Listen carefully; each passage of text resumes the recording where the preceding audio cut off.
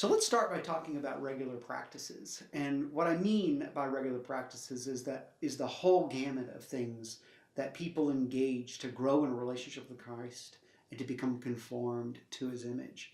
And so obviously, to start with regular practice, that's very vague and incredibly broad.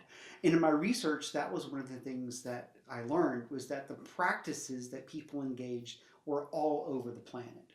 There weren't a grouping of specific practices that help people grow in particular. But one of the things I noticed was that practices usually fell into one or two categories. They were either prayer practices or engagements of scripture. Now, the prayer practices, if we identified them, were as many as 30 or 40 different prayer practices. And the same was true about engagement of scripture. It was between 28 and 38 different ways of engaging in the learning of the scripture. So it was impossible to say which of those ways of praying or engaging with scripture was more impactful, but it was always prayer and always scripture that was there. But one of the things that emerged as I learned in the research and engaged with the research was certain realities about prayer and engaging in scripture. And I want to talk about those. One of them was the reality that they were always varied in people's lives. Another one, by varied, I mean people did different things at different stages of their life. And that came through. They would talk about sometimes I will, or I used to, but now I am.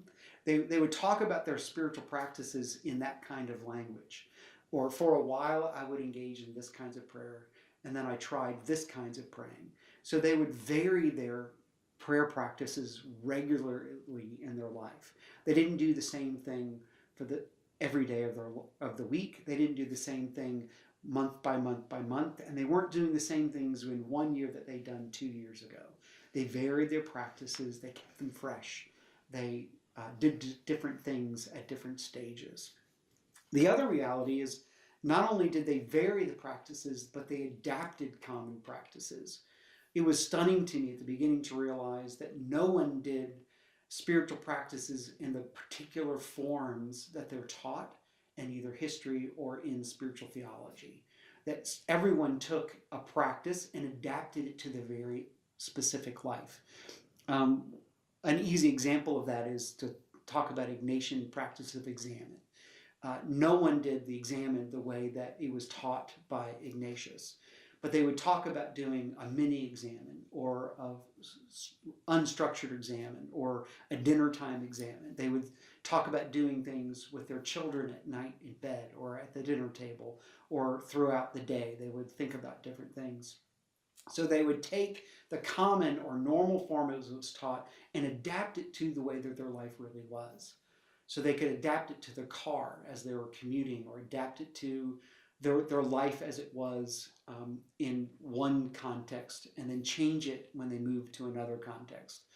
People's lives were varied, and they were having to adapt their practices all the time to fit the way life really was.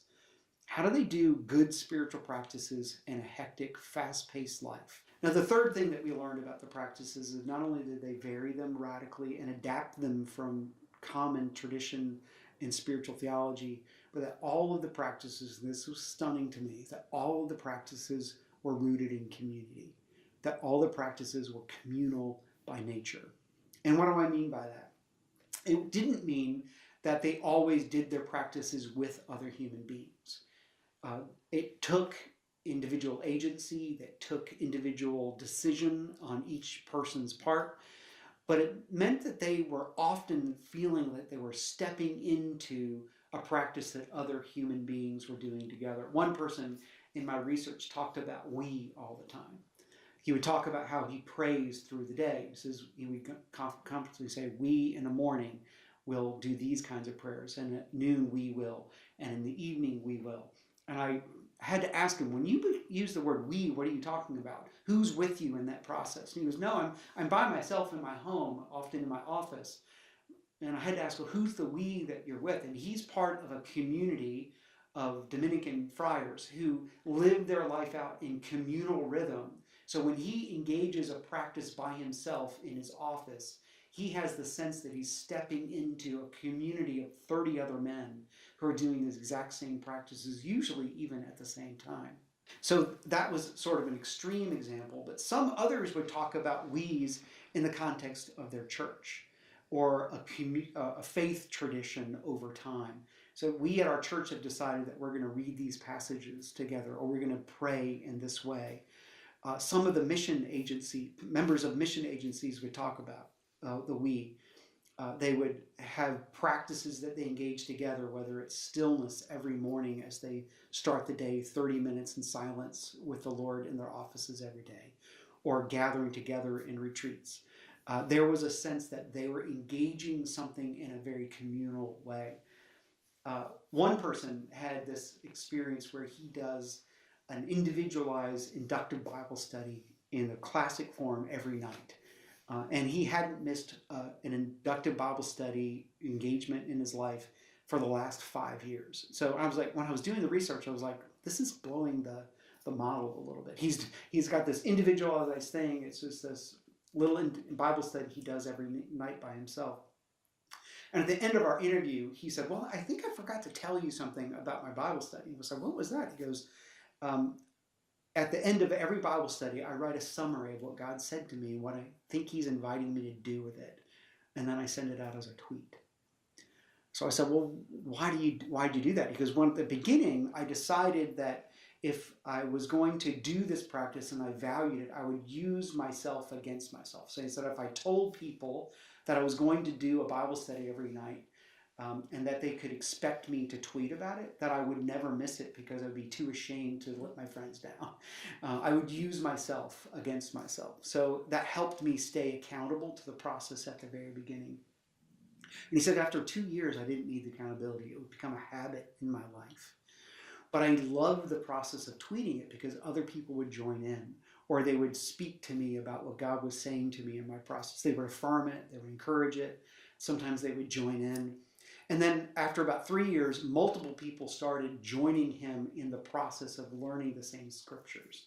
So the tweet became a conversation about what God was saying to a community of people and how God was inviting people to different behaviors and common behaviors and transformative behaviors differently through the scriptures, the same scriptures that they were engaging with on a day in, day out process. The community is an important driver to our process. It helps us become the kind of people we want to be, and it helps us do the things we want to do but often don't do by ourselves.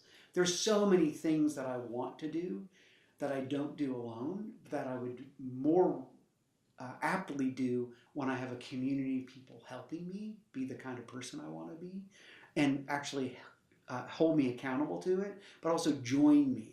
The community provides energy to engagement with prayer and with scripture. So the practices that we engage in a formation group are always varied. We change them up a lot. We adapt them from common spiritual practices. We make them work in modern life with modern technologies, and we always engage them in a context of community. We vary them, we adapt them, and we make them communal.